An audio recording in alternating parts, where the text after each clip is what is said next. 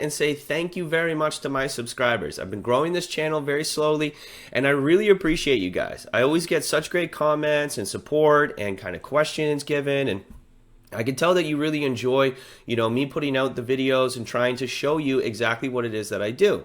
So in line with that today, this video is a little bit longer, but I'm going to take you through exactly my thought process. I had 5 stocks come up on my scanner today looking at things that have gone beyond the Bollinger Band, and I'm looking to sell vertical spreads on them. So I figured this is a perfect moment to actually go through and show you exactly what it is I'm thinking when I go to put on the trade and what I'm looking for, the benefits behind it, and tons of tips and tricks throughout the entire video. So I know it's a little bit longer on this one, but stick around because you're literally going to have so many valuable lessons jam-packed into this 15 minutes. I think it's really worth it for you. Let's get started right now. All right, so let's go through, because in real time, I haven't put on a trade yet, and I figured it'd be great for you to see exactly what it is and the process I go behind. So over here in the Beyond Bollinger Band scanner that I have, I've had 4 stocks that popped up. Okay, so we have MPC, and then that's this one. So you can see here, now if you follow me for a while, you know I always talk about getting outside the Bollinger Band, happens over and over again.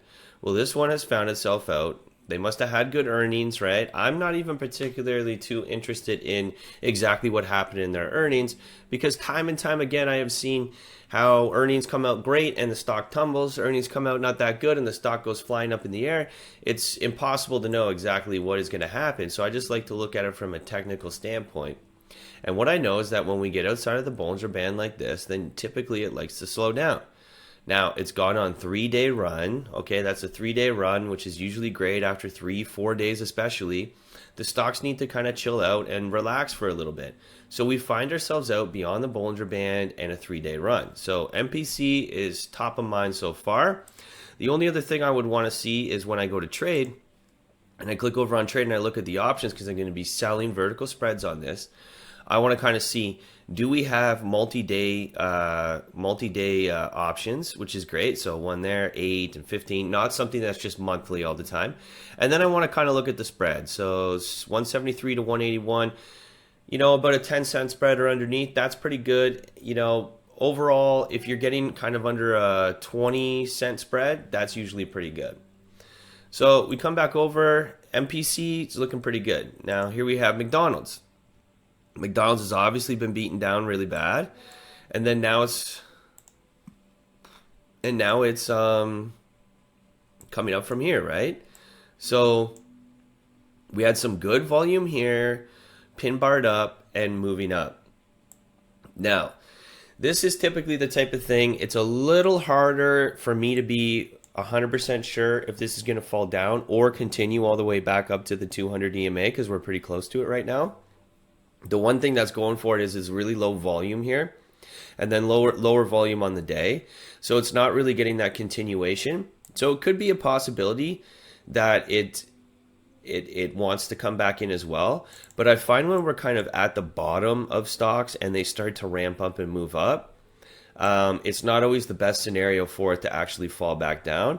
I'd rather see on the MPC side, we're kind of reaching topping points here. And yes, it could continue on and keep going up, but typically it likes to chill back. If not only to just trap some people up here so that it could, it will eventually continue on a run, but it needs to chill for a little bit. That type of thing. I typically like to see that, especially when we've gone on a nice big 3-day run where it's just gone on a crazy jump. Let's look at McDonald's kind of spread as well. So they have multi-day options, which is great, or weekly options. And they have the same type of spread as well. So it's kind of an option that we could choose. Then we have Starbucks. Now this is typically exactly what I want to see when it comes to selling the options, because look at this. We're super overextended beyond the Bollinger Band. They must have had good earnings. Earnings came out and everybody liked it. So it's super overextended. Now, it could continue for a couple more days. So I'm not saying, just jump in and sell this thing right now. But this is definitely overextended, and it will have to eventually cool back down, even if it just came down to this range here. Bollinger Band kind of comes and catches up, and a couple days go by, and then it continues on. There's still going to be a drop down, right? So that's something that I might want to keep my eye on. I don't know if I would want to jump into it right away. If we go to the trade for the options, we have weekly options, which is great, and we have a really tight spread, which is really good as well, and we have higher volume. So it's definitely something that I want to pay attention to, but I would just have to see what kind of credit I could get. And then we're going to go look at Qualcomm. And the credit, I mean, is because the stock's only $100, so we'll see. We look at Qualcomm, and this is more same type of thing as Starbucks, right? We've been beaten down here, and now we're super extended out. They must have had good earnings.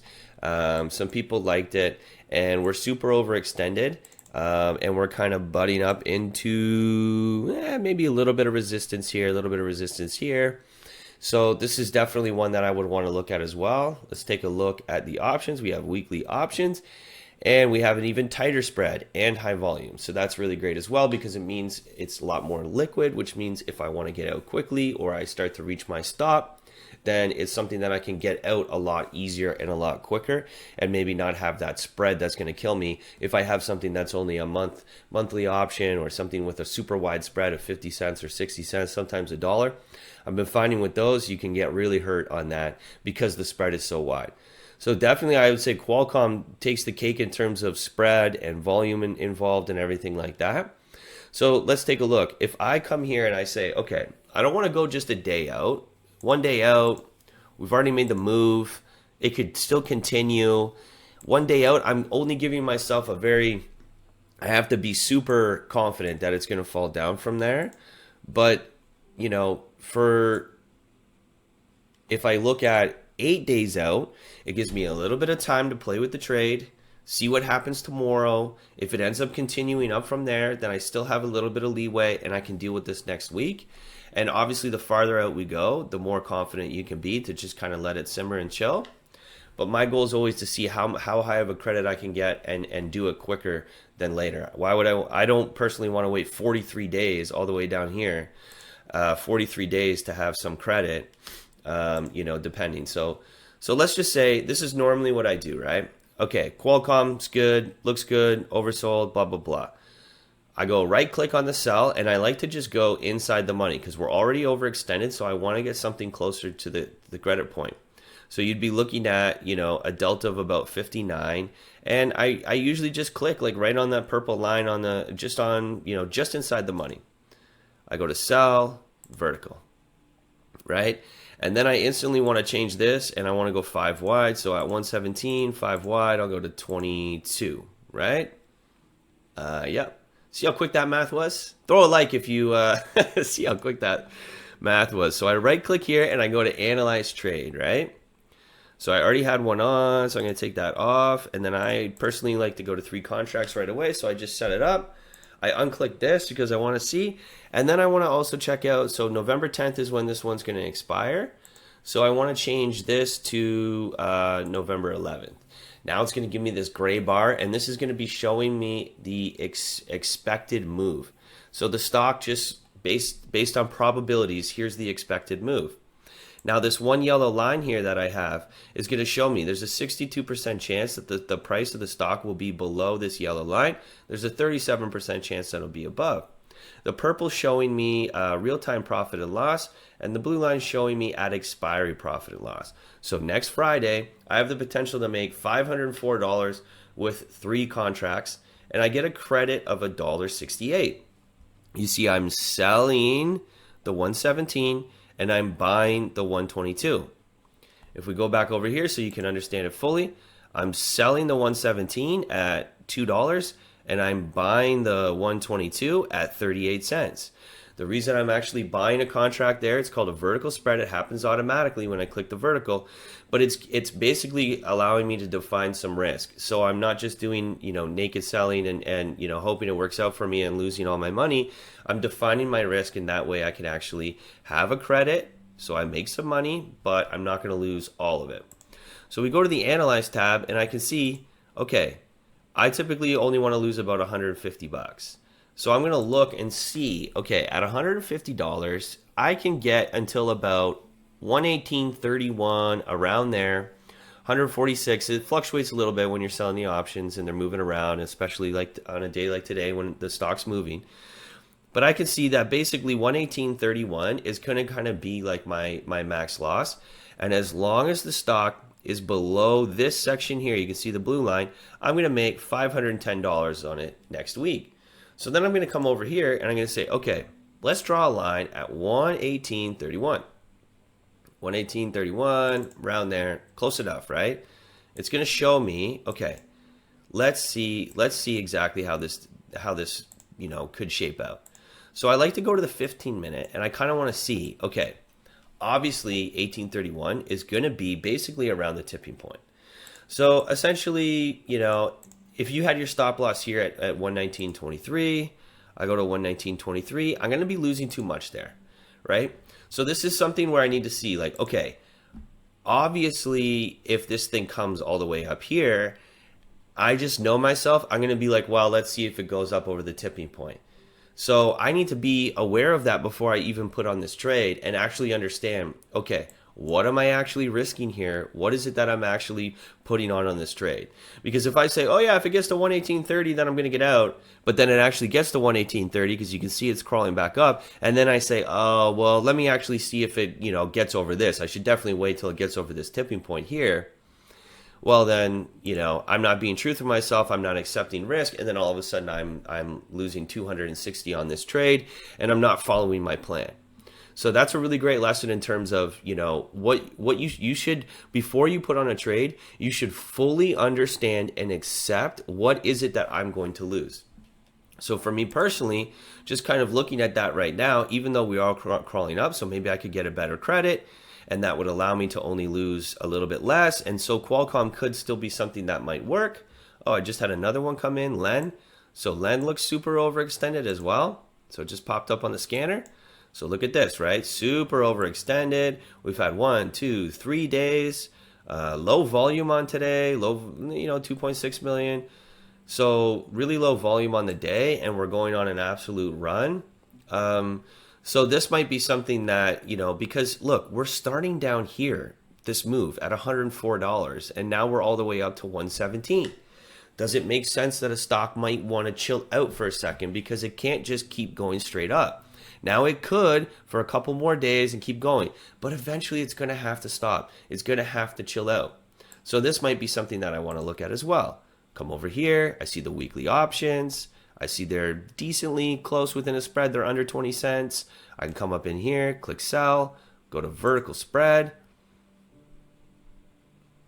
Is that doing it right? 116 to 121. And I get a 207 credit. Now 207 credit's a little bit better, right? So I can kind of look at this now and say, okay, where is it where I'm going to be losing 150? How does this actually work out, right? Because the credits are a little bit different right now. So let's say 140, 118.38. This is almost like the Qualcomm pricing. 118.38, right? It's almost exactly the same. It's kind of funny. So we're looking at that, and then I can come to the 15 minute, I draw the line, and then it's like, okay, now we're getting into the range where I want to see like what is this actually going to do and how is this going to play out over the next couple of days. Because this has such low volume on the day and it's still running and it's the third day of running and we're extended out beyond the Bollinger Band, this is definitely something that I want to kind of pay attention to because like I said, we're coming all the way from here and we're going all the way up.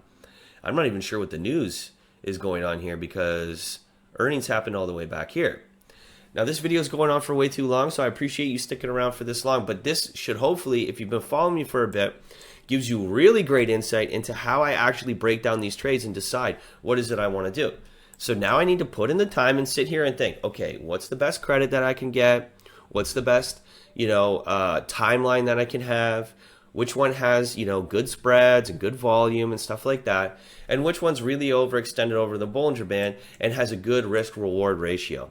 So take all of those into account. I look at all these. I decide which one kind of makes the most sense for me. Oh, I can get a decent credit here. It's butting right up against to the stop loss. I'm only risking about $140 to make maybe 600, 700 bucks. That one works great for me. I'm going to put on that trade. That's exactly how I go through it. So like I said, I appreciate you sticking around this long. I hope you gain some knowledge from this and kind of understand a little bit more of my insight when I'm actually putting on these trades. And I'll catch you on the next one.